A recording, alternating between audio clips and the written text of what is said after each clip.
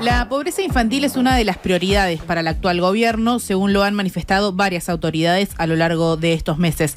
Según los datos oficiales, 1 de cada 5 niños vive bajo la línea de la pobreza en Uruguay. En el Parlamento surgen algunas iniciativas para dar seguimiento a estas políticas, como el proyecto para crear una comisión parlamentaria de infancias y adolescencias. Para hablar de todos estos temas, recibimos con mucho gusto en La Rosca a la diputada del Frente Amplio por el Movimiento de Participación Popular, Inés Cortés. Muchas gracias por acompañarnos. Buenas tardes, un gusto estar con ustedes y acompañarlos acá en este programa que seguimos cada tanto cuando las sesiones lo permiten. Inés, ¿cómo venís trabajando en el Parlamento? ¿Cómo te encuentra? Bien, mucho trabajo. Yo integro la comisión de presupuesto que ahora va a empezar el lunes va a empezar a trabajar en torno a la rendición de cuentas.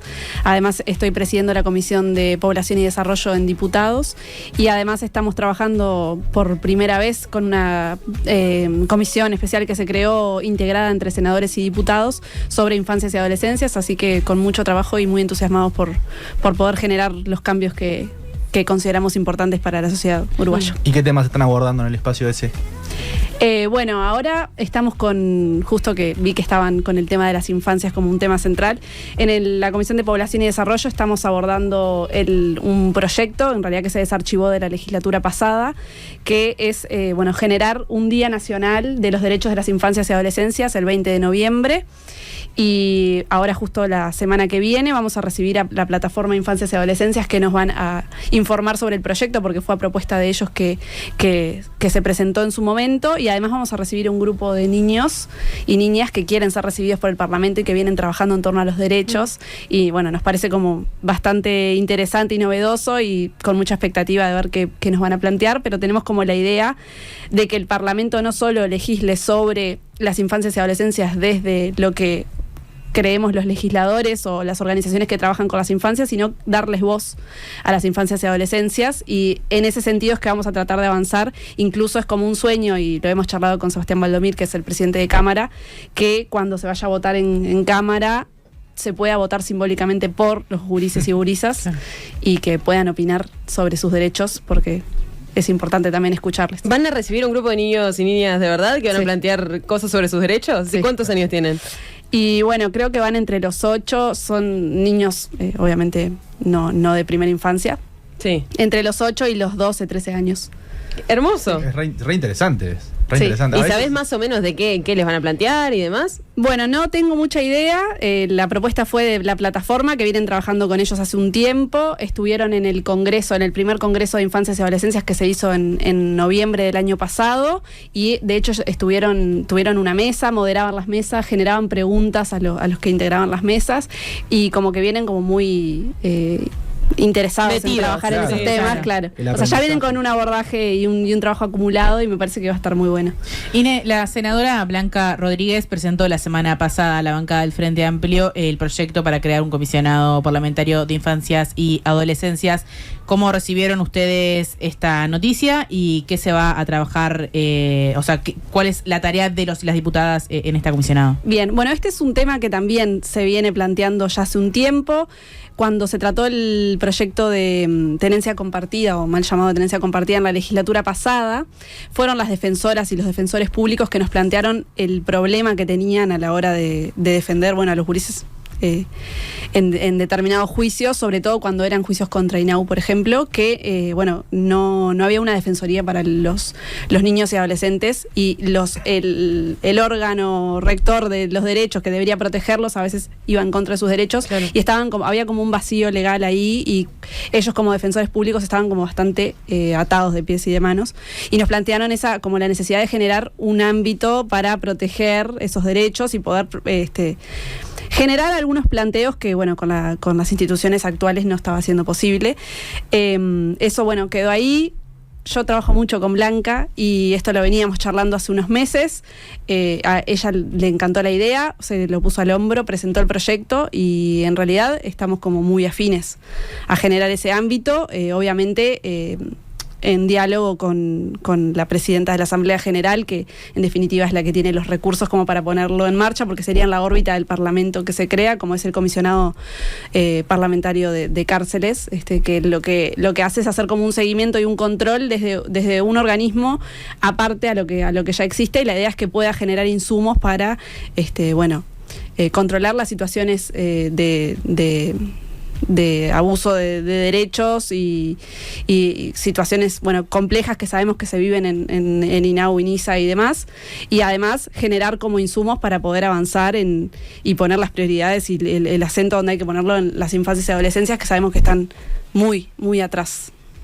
¿Y qué impacto crees que puede tener eso en los adolescentes?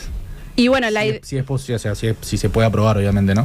Bueno, la idea es, en principio, que se pueda generar como un diagnóstico, que creo que tenemos igual suficientes diagnósticos de los niveles de violencia, de denuncias atendidas por el Estado, tenemos informes, pero bueno, generar como esta institucionalidad que pueda actuar de oficio ante estas situaciones alarmantes, que de hecho la propia presidenta de INAU, cuando asumió Claudia Romero, nos planteó, estuvo en la última comisión del mes pasado de Infancias y Adolescencias, y nos planteó situaciones muy preocupantes en algunos hogares en particular, en el hogar del bebé, problemas con los que se encontró de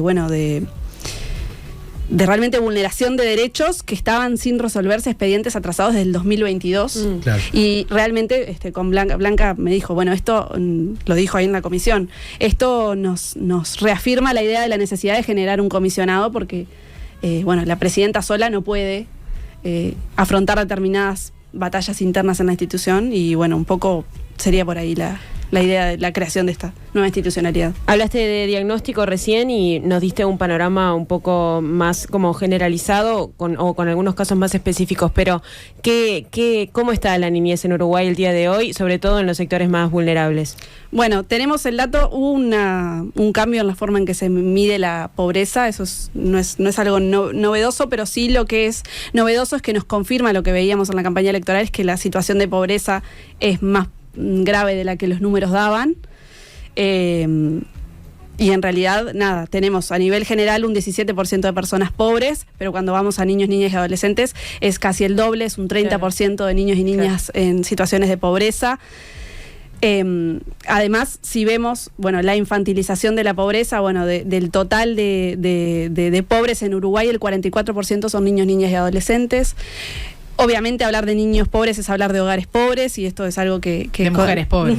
Con Agus lo trabajamos mucho en otros ámbitos, y es esto, es hablar de hogares pobres, de mujeres jefas de hogar en situaciones realmente jodidas para acceder a empleos, porque no hay ofertas laborales que se acomoden a sus necesidades, porque no hay ofertas de cuidados para esos gurises y gurisas, y eso es una de las prioridades que este gobierno tiene como en el horizonte. De hecho, ahora, y va a ser como un eje central del presupuesto y del diálogo social que se está llevando a cabo desde OPP, pero ahora, antes del presupuesto, porque el presupuesto recién va a poder ponerse en marcha en enero del 2026, se va a reeditar el programa Uruguay Impulsa, que se conoce como los Jornales Solidarios, y se hizo como un rediseño con lo que tenemos, tratar de mejorar lo que hay, que es que se le dé prioridad a las mujeres jefas de hogar, que además se incorpore la pata educativa a través de INEFOP, y que se empiece a generar como mayor calidad, y que puedan acceder a trabajos de mayor calidad en un futuro,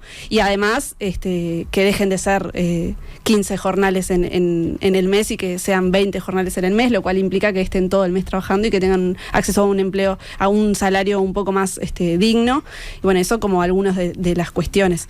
Después tenemos en INAU niños institucionalizados, más de 9.000 gurises en hogares 24 horas, de los cuales muchos de ellos es por causal pobreza. Y eso es, Claudia Romero lo dice en cada oportunidad que tiene, hay que frenarlo. No puede ser que nuestros gurises estén entrando a hogares de INAU porque sus padres, sus madres, sus abuelos, las personas que están a cargo de ellos, no pueden hacerse cargo por razones económicas.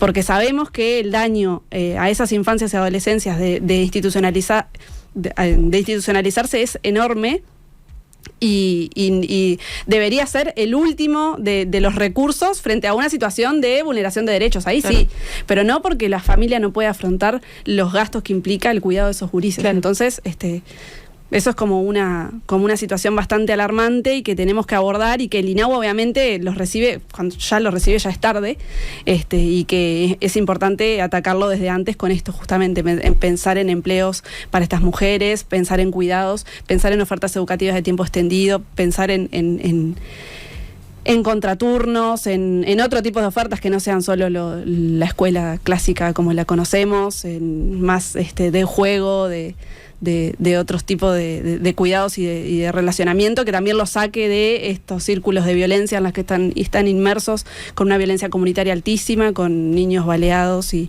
demás. Y no, la verdad que es bastante alarmante la situación de las infancias y adolescencias. También tenemos el último informe de CIPIAU, donde el Estado atendió 12.000 situaciones de violencia hacia niños, niñas y adolescentes, que son las que llegó a atender. Después hay muchísimas más que sabemos que están, pero que ni siquiera llegan a ser abordadas por el Estado. Y bueno, son como alarmas que no son de ahora, que vienen de mucho tiempo, pero que implica que como sistema político nos pongamos de acuerdo en algunas cuestiones que tenemos que resolver. Ine, ¿cómo ayudó a llegar a esta situación de alarma la falta de inversión en políticas públicas dirigidas a infancia que pasaron estos 5 años?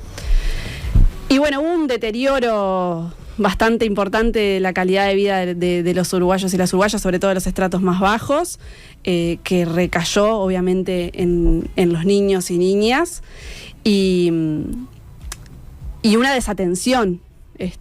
Esto, lo que yo te decía de que en INAU haya expedientes sin atender del 2022, es que hay gurises que están esperando que una situación generalmente grave sea atendida, y por cuestiones administrativas y realmente no sé, de burocracia, de desidia, como decían ellos hace unos años, están ahí esperando. Y con las prestaciones lo mismo, ¿no? Realmente se generó el bono crianza en su momento, que el Frente Amplio lo votó porque consideraba que no era lo ideal, pero que dentro de lo que ofrecían había que apoyarlo porque era mayor gasto público social, y nos parecía que había que votarlo, pero que a la hora, cuando en la rendición de cuentas vimos su ejecución, vimos que un gran porcentaje de ese presupuesto destinado al bono crianza no fue ejecutado, sino que fue enviado a la CND, y esa plata, no llegó a quienes tenían que llegar, y así un montón de cuestiones que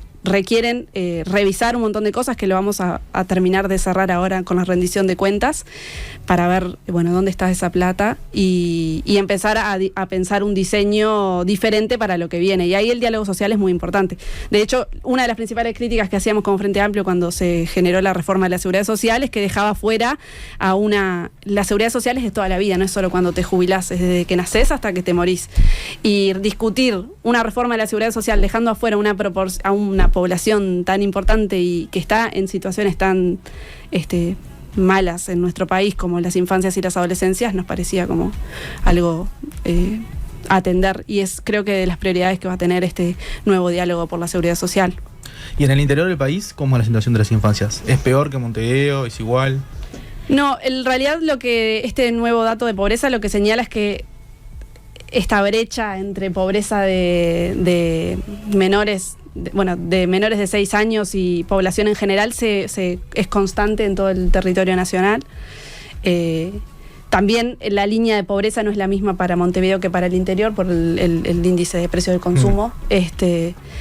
Pero también es atender, hay otro tipo de problemáticas en el interior que capaz que no están tan atadas con la situación de pobreza, pero sí en frontera tenemos algunas dificultades que ya sabíamos que se venían arrastrando, con los hogares de INAU, con las redes de explotación sexual infantil y adolescente, y creo que por ahí hay muchísimo trabajo para hacer, que es un gran desafío, pero que tenemos la intención de poder abordarlo. ¿Y por qué crees que Uruguay no logra romper el círculo de la reproducción de pobreza infantil? ¿Y crees que estas nuevas políticas pueden ser un encaminarse a la solución? ¿Tenés la esperanza de que así lo sea? Y ojalá que sí. Una de las cosas que yo me puse a observar, me acuerdo para la discusión en el Congreso del Frente Amplio y demás, era la evolución de la pobreza por hogares.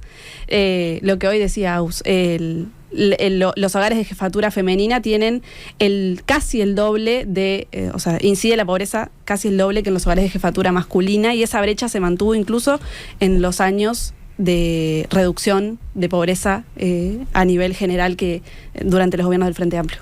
Y eso se explica en cierta medida porque se generaron muchas oportunidades de empleo que se ajustaban más a las condiciones y a las aptitudes de los varones, y pienso en la construcción, y no tanto en mujeres. Y además, si ves el tipo de salarios a los que accede, por ejemplo, un trabajador de la construcción, es mucho más alto que una empleada doméstica.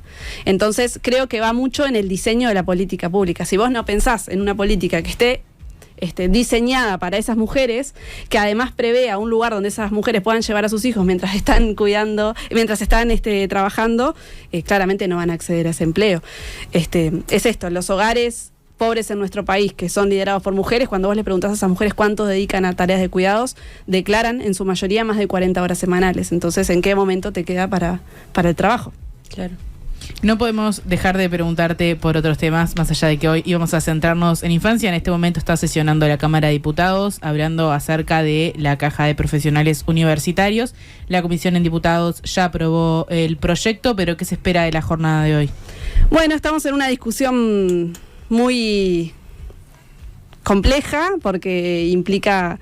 o sea, a nadie no se va a poder dejar contento a todo el mundo, y se entiende, no es grato para nadie hacer una modificación en el sentido que tenemos que hacerla, pero en realidad la situación de la caja de profesionales es dramática. O sea, tienen para pagar las jubilaciones ahora hasta junio, ya julio no tendrían para pagar las jubilaciones, lo cual es muy complicado porque hay mucha gente que depende de eso. Son unos 15.000 jubilados y 5.000 pensionistas que hoy viven de la caja de profesionales.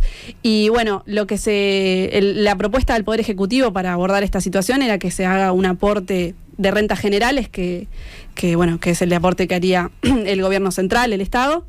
Un aporte de los pasivos, que en el caso de las jubilaciones y pensiones más altas, que puedan hacer un aporte escalonado según el nivel de ingresos para afrontar este déficit, y un aporte de los activos pasando del 18% al 22% del ficto, que es...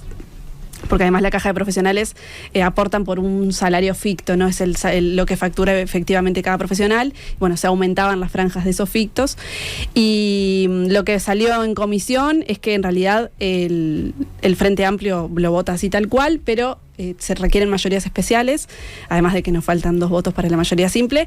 Pero bueno, el Partido Colorado hoy dijo, y es una novedad y creo que esperanzadora, que en general va a votar el proyecto, no así los artículos que implican este aporte de los pasivos y de los activos. O sea que solo votaría el de rentas generales y el del aumento de los timbres, que es como el más regresivo, porque los timbres los pagamos todos y todas desde el momento que te vas a hacer una operación, sí, hasta que tenés que presentar un escrito o cualquier documento para un trámite.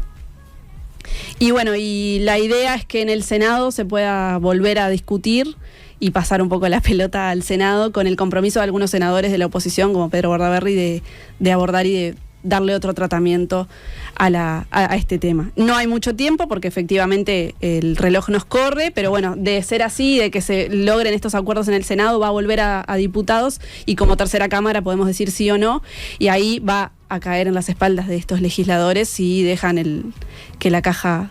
Sí, se que funda. la pague todo el Uruguay, o que la paguen los profesionales que definieron tener una caja aparte y bastante privilegiada, de hecho. Exacto, pero además el peor escenario posible puede ser, o sea, si dicen que no a lo que venga porque cuando es tercera cámara solo puedes decir sí o no. Entonces va a venir el paquete cerrado del Senado. Y bueno, ahí va a caer sobre las espaldas de estos legisladores si efectivamente quieren generar un default o quieren salvar a la caja. Porque en definitiva lo que estamos haciendo es salvar a la caja. No es grato para nadie hacer estas modificaciones, pero bueno, hay que hacerlo. En realidad desde el 2020 está dando déficit y se sabía que esto iba a pasar. También le cabe la autocrítica a las autoridades de la Caja de Profesionales, que es un organismo paraestatal, de derecho privado, entonces el Estado está como muy limitado en la injerencia dentro de la caja, que también se modifica con este proyecto, que es que le da, dentro del directorio se nombran 2 integrantes por el Poder Ejecutivo para poder justamente empezar a tener más control y más participación en las decisiones que competen a la seguridad social de los profesionales. En tu historia política, tan marcado también la historia de tus padres también, que fueron presos políticos, se conocieron en el Penal de Libertad, es así, ¿no? ¿Cómo marcó eso en tu camino después político? Bueno, sí, mi papá fue militante tupamaro en su juventud, estuvo 8 o 9 años en el Penal de Libertad, y mi madre no era presa política, pero tenía a su hermano preso, entonces cuando lo iba a visitar, así vio a mi padre y se enamoraron. Una historia bastante linda dentro de lo que implicó el terrorismo de Estado y la prisión, ¿no? tan larga. Después mi papá falleció por un cáncer bastante... que se desencadenó muy rápido en un mes cuando mi madre estaba embarazada, y a mí, yo soy la tercera hija de ese matrimonio y siempre tuve como muchas inquietudes sobre esta historia de militancia de mi padre, que además mi madre no tenía las respuestas porque había muchas cosas que no sabía y que no le había contado a mi padre.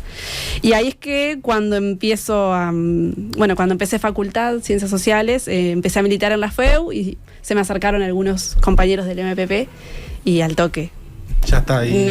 Me metí y también como buscando un poco esa historia y también encontrar esas respuestas que no tenía de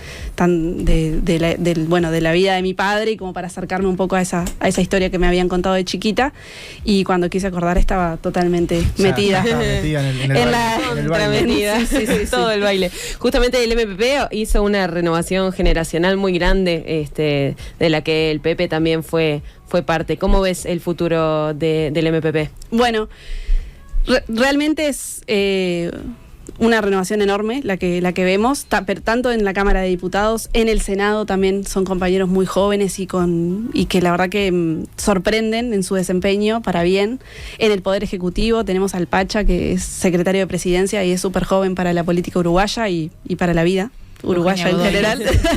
Eugenia Godoy, que es la compañera que está al frente del INJU, que es muy joven, sí, y que tiene una fuerza bárbara, y un montón de compañeras y compañeros que están militando en distintos ámbitos, que hacen que las cosas sucedan, que a veces no están en las cámaras, pero que están atrás en cada evento. Se me ocurren una troja de compañeros que estuvieron sosteniendo los 3 días de velorio, los 2 días de velorio del Pepe, que estuvieron al pie del cañón desde muy temprano hasta muy tarde, sosteniendo eso, que sin ellos no hubiese sido posible. Y en realidad, con mucha expectativa y con mucha incertidumbre por lo que pasó, y porque si bien todos lo esperábamos, nos golpeó muy duro en lo anímico la partida del Pepe, pero al mismo tiempo como muy contentos de la barra que se armó y del equipo que dejó, también con un liderazgo muy fuerte del Pacha, que creo que es como nuestro referente por lo menos para los de mi generación, y la miro a Agus también, que anda siempre en la vuelta, que bueno, es como una referencia muy importante. Y ahora, por ejemplo, que estamos hablando de caja de profesionales, el miembro informante fue Joaquín Garlo, que es el diputado más joven de la Cámara de Diputados, tiene 28 años, y hizo una exposición realmente brillante. Yo ya sabía que él era muy bueno y me sorprendió lo brillante que fue, y a toda la Cámara, incluso a la oposición. Y bueno, ver eso es como decir, bueno, se están haciendo las cosas bien.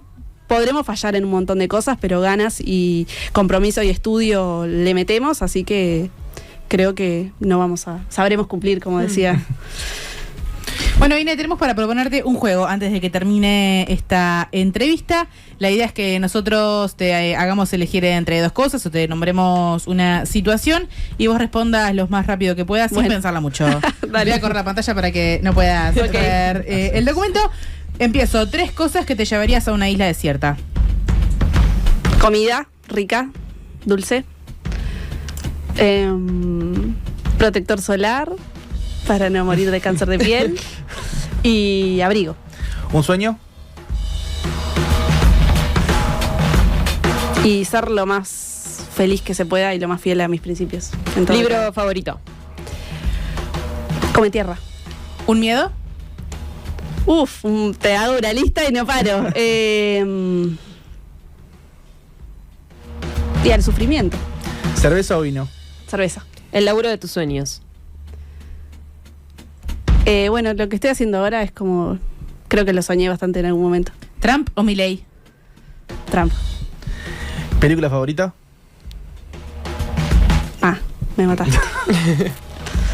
No sé si tengo una película favorita. Tengo que decir algo. Algo, cualquiera. La última que La viste. última que viste, claro. Ay, no me Que te acuerdo. haya gustado. Pasa palabra. Dale, La noche pasa de los palabra. años. La noche de los 2 años. Ahí va. El gobierno anterior en una palabra. Poquito. ¿Un enemigo? Bolsonaro. ¿Monogamia o poliamor? Poliamor. Placer culposo. Algunos berretines de nuestra vida moderna. El consumismo. ¿A quién invitarías a pelear?